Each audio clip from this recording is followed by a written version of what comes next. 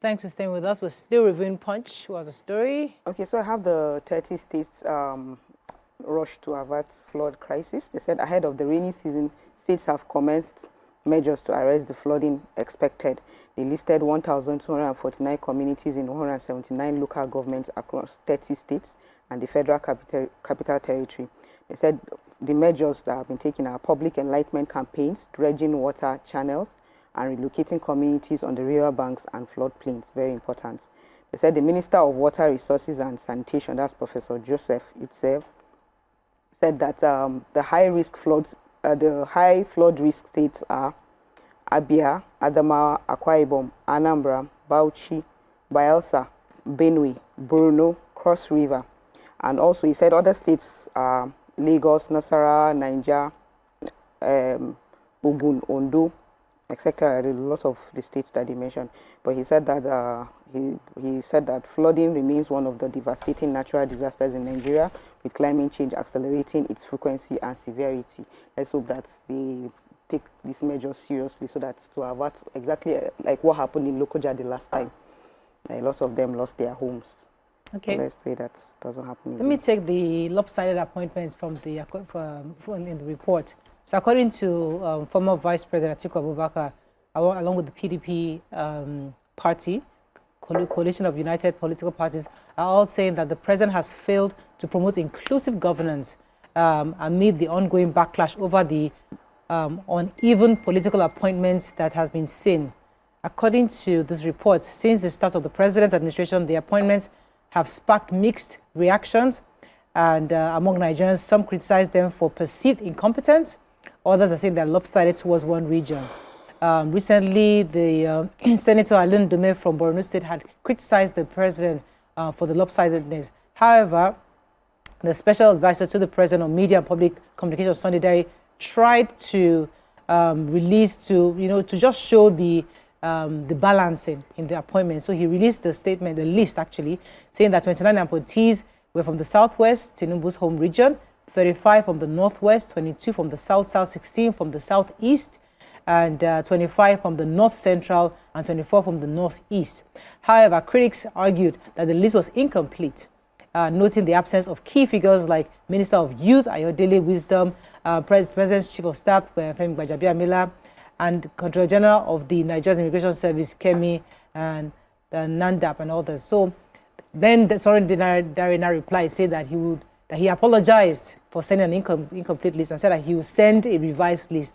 But either way, the conversation concerning that lopsidedness is still going on and it's still ongoing. Although Rino Mokri also put out a list saying that it's actually not lopsided, that it's somewhat evenly, except for the Southeast that only has about 16 appointments. But we'll see how Sunday Dare plans to respond to this eventually. Any other story? Moving on now to the next paper, the Nigerian Tribune. So, Tribune, growing disaffection in PDP puts party's future in doubt. Dangote refinery slashes ex-depot petrol price to 865. WTO warns tariff war. Let me get that properly. WTO warns tariff war could actually cut US-China trade by 80%, pull down world economy. That's Donald Trump's matter. Uromi killings, FG Edo governor set up fact-finding committee. Assassination allegation, Akpabio petitions AGF, Inspector General demands Natasha's prosecution.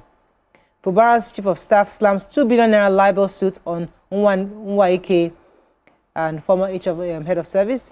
Afenifere honors Adebanjo with symposium, and attack on Plateau communities ploy to wipe out indigenous settlements, says Mufwang. Which story? Taken in Tribune? Yes, I have the federal government and Edo government have set up committees to probe the killings of 16 canoe-bound travelers. So the Edo State governor disclosed that the federal government, in collaboration with the states, have set up a fact-finding committee to look into the circumstances surrounding the recent killings of the 16 canoe-bound travelers in Uromi. This he said while he received a high-powered delegation from Kano State, which was led by the Deputy Governor of the state, Comrade Aminu Abdul Salam Gwazo.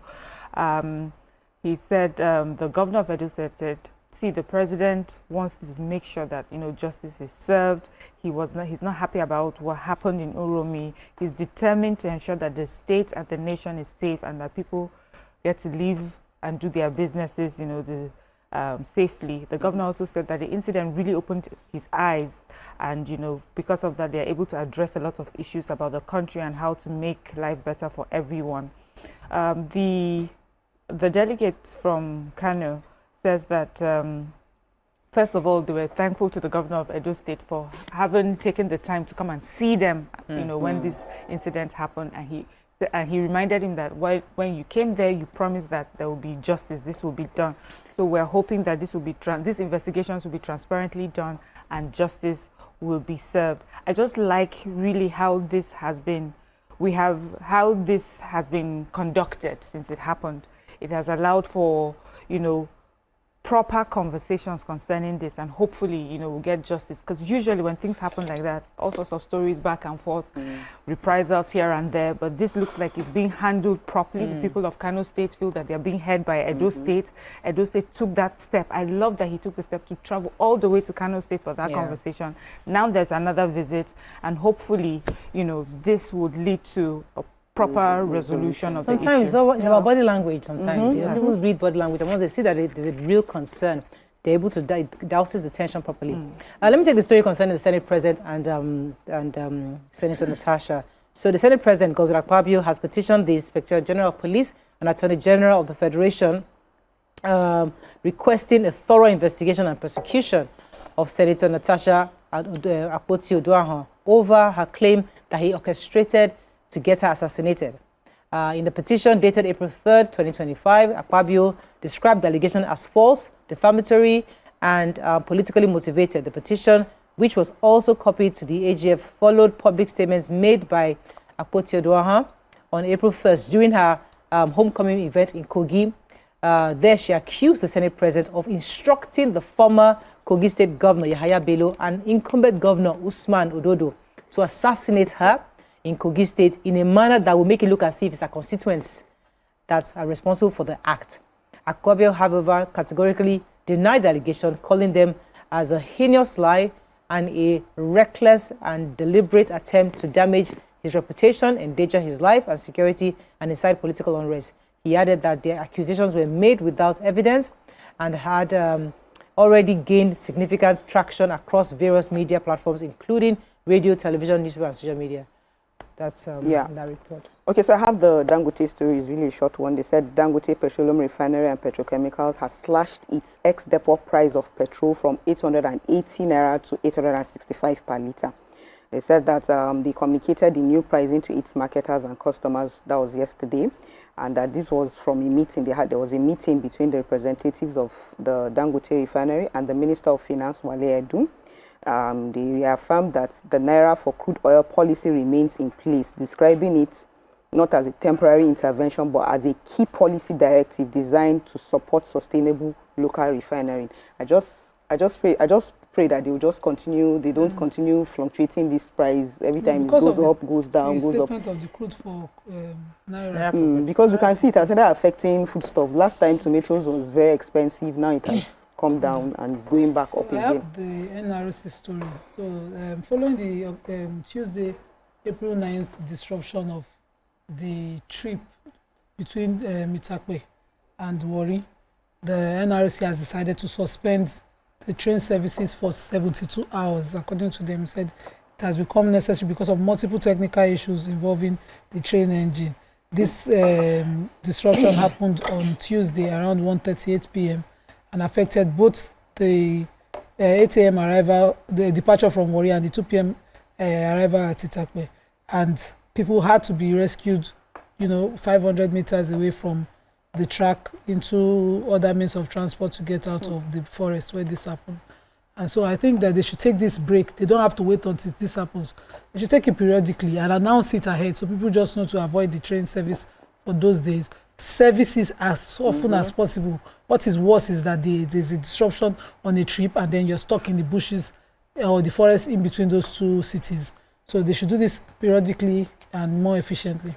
Okay, we have to run the final paper daily, so we're not able to take the stories, but let me just take the headline. 33 states FCT at high risk of flooding, federal government warns.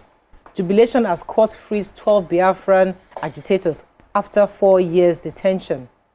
PDP governors, senators reject coalition. Ambassadorial list, FG petitions 70-30% ratio for career political nominees. And African Development President promises to support Cross Rivers Health Agricultural sector.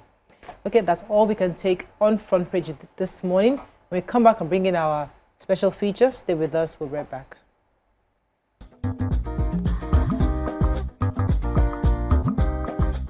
Stay tuned. Your View will be right back.